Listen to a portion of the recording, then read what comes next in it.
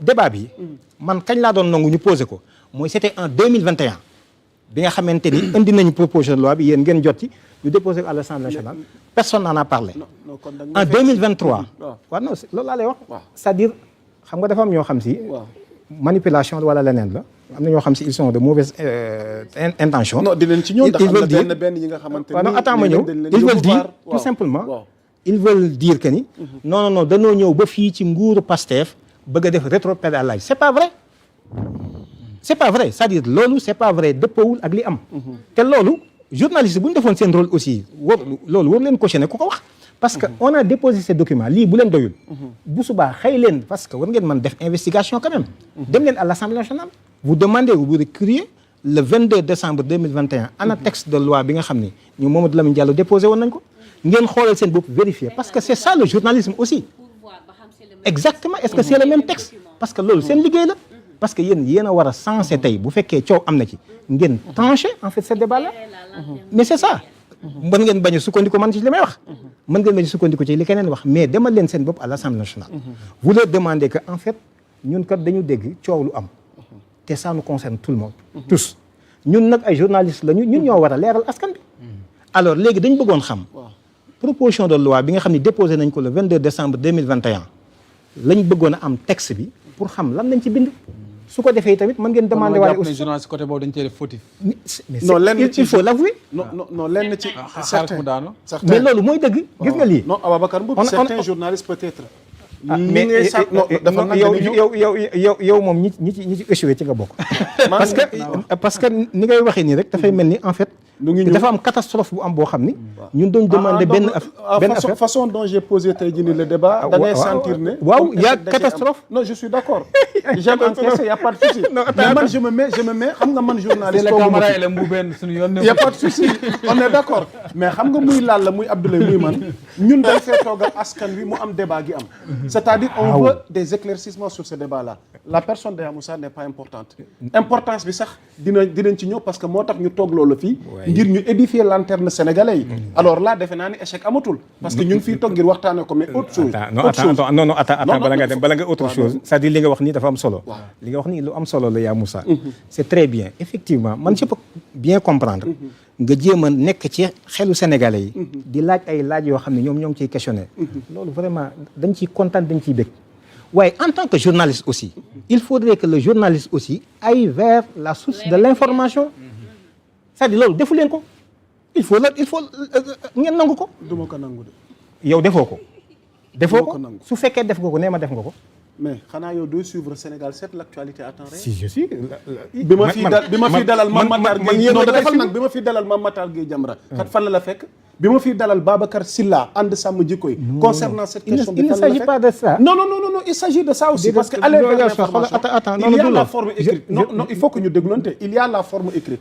parce que la presse dafa am ñi nga xam ne bind leen féetoo man ci sama wàll li ma féetoo mooy lan dalal acteurs yi nga xamante ni ñoom le sujet bi concerné ñu toog ma interpeller leen ci aider la population à comprendre avec les acteurs yi nga xamante ni ñoom ñooy porter yenn sujet mais on est d'accord non on est d'accord c'est-à-dire que autant vous me renvoyer là mais mën nga wax ndànk leeralal waaw d'accord mais mën nga wax musuma jug teg sama tànk di dox ci sujet bi parce que maag yow commencé wul Sénégal 7 mais yaa Moussa mën nga wax ndànk mais on est d'accord waaw mais mën nga wax non ndànk on est d'accord que commencé wul Sénégal 7 non waxuma loolu mën nga wax ndànk xam nga loo mën a wax mën nga wax mais mën nga wax ndànk waaw mën nga wax ndànk on est d'accord waaw d'accord yëf yi tàmbalewul Sénégal wax li nga bëgg wax lépp mais mën nga wax ndànk rek quand même il y a pas de souci voilà dinañ d'accord loolu duñ ci wérante alors pour revenir ci sujet parce que man ma personne n'est pas importante bëgguma débat bi centré wu ci man mais boo ne journalistes yi defuñu seen rôle gis nga loolu certains journalistes n'ont pas joué seen rôle mais man gisuma wax ni man je n'ai pas joué mon rôle man it dama lay delloo ni la ni man la ma ca waroon def naa ko moo tax non ne le prends pas personnellement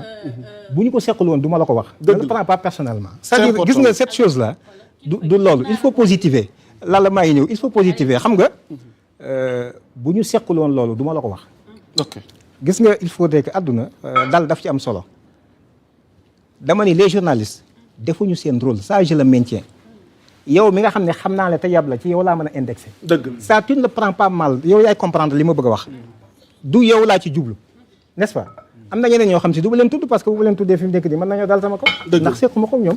exactement. alors c'est pas une affaire de personnaliser cette question là mais xoolal li ma la wax dama la tey bu fekkonte ne journaliste yi man invité ma rek mën na bañ a doy gis nga am na journaliste dama ni ko tey même texte bi ñu demee à la grande mosquée toog lire ko nii seen kanam jóg ànd ak député yi dem déposer ko loolu est-ce que ñun mënuñu leen a liiral benn texte ba noppi dem déposer leneen da ngeen war a dem à la source vérifier seen bopp concrètement qu'est-ce qui a été déposé ça bu fekkoonte ne journaliste defoon nañ ko ce débat là du léegi lañ koy posé kon 2021 lay posé wu c'est ça que je dis alors léegi li important te ma bëgg ko préciser mooy ce n'est pas tey ci nguuru président Diomaye la lii am du tout loolu mi ngi am sous le magistère du président Macky Sall xam nga c'est important la nuance parce que sinon bu loolu rek dañ naan non dañoo sonal président Macky Sall ci criminalisation léegi nag tey ñii ñëw rek kenn tuddatu ko déedéet waaye xoolal sew bi les politiques les activistes gis nga ko ci réseau yi ñu bëri ci lañ leen di woo allez-y laal non mais xoolal sew bi moo wax xoolal sew bi on est d'accord très bien mi ngi doon allez-y laal laata war nañu ci Pape Demba allez-y laal ñuy résumé quoi mooy que ci gàttal lii kilifa gi bëgg wax mooy même texte bu ñu introduire en 2021 c'est le même texte moom lañu introduire en 2024 25 ou 26 exactement sous le magistère de Pastef donc rien n'a changé dara changé wu par rapport ak mbirum criminalisation bi ñu doon laaj voilà léegi l'autre aspect mooy que ñoom dañu demander criminalisation mais su fekkente ni que ni mënuñu am criminalisation que durcissement des peines mooy régler la question parce que en réalité il faut ñu xam vocation loi bi lan la c'est ça c'est-à-dire su ma la comprendre ci sa raisonnement loolu la Ababacar bëgg a wax maanaam ñoom ba tey ñu ngi réclamer la criminalisation mais su fekkente ni criminalisation réglé wul la question de l'homosexualité et que durcissement des peines mën na ko régler su boobaa ñëpp dañuy soumettre ci loolu et puis tamit loi bi nga xam ne moom la ñuy tëgg su fekkee lii la laaj parce que parfois nga bëgg introduire loi fekk na loi bi juridiquement wala constitution bi wala code pénal wala code procédure pénale répondrul ak li nga xamante ne moom mooy les textes et les lois et les règlements. C'est ça. Donc man boog su ma comprendre. mais c'est exactement ça c'est exactement cela. Voilà. exactement loolu. mais taxul débat bi jeex parce que il y a aussi l'analyse wala l'implication des politiques des activistes débat bi gën a yaatu ci askan wi. En attendant ñu may la nga souffler dañuy ñëw ak. voilà Pape Demba Thioune.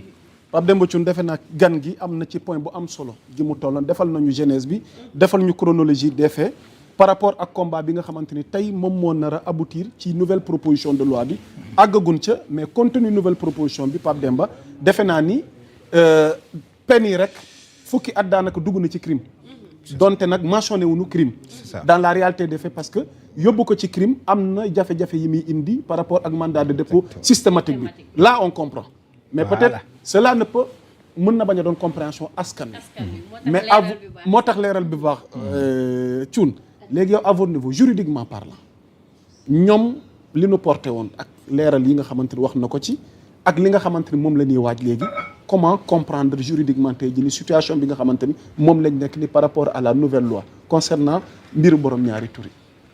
waaw xam nga ñoom lu ñuy def lu am solo la.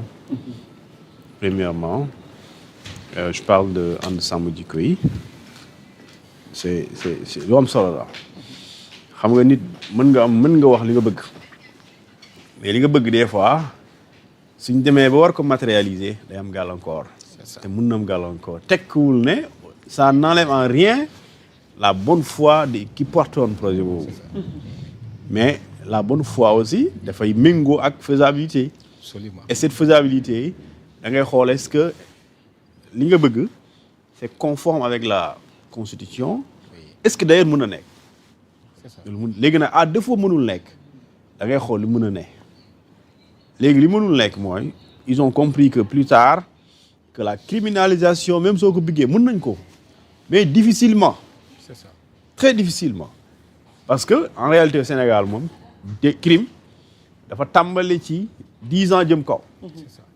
Réclusion criminelle à temps et réclusion criminelle à perpétuité nga xamante ne 10 ans 15 ans 20 ans après et cetera léegi kon maintenant bu fekkente ni mënuloo am daan bi tàmbalee 10 ans jëm kaw léegi da ngay conserver la fourchette des peines 5 ans ba 10 ans léegi indi yeneen contrainte yoo xamante ni attekat bi moom ki ñuy topp ci loolu moom dafay am contrainte dafa am lu koy tegu ci loo xamante ne moom dañ naan yow automatiquement suñu la jàppee l'instruction elle est obligatoire même le mandat de dépôt il est obligatoire ça veut dire que même attekat bi moom bu lay topp il est obligé mu yóbbu la instruction te bu lay daan mënul la daan lu weesu lu manqué 5 ans ça veut dire que kon dans tous les cas ki ñu topp day ñam ça veut dire que moom dina ñam au moins 5 ans parce que le juge amul droit def sursis mais aussi amul droit parce que loolu yéen li ngeen bind sànq mooy amul circonstance atténuante. C'est ça. Mais le loi bi aussi c'est la même chose mooy quand je dis au juge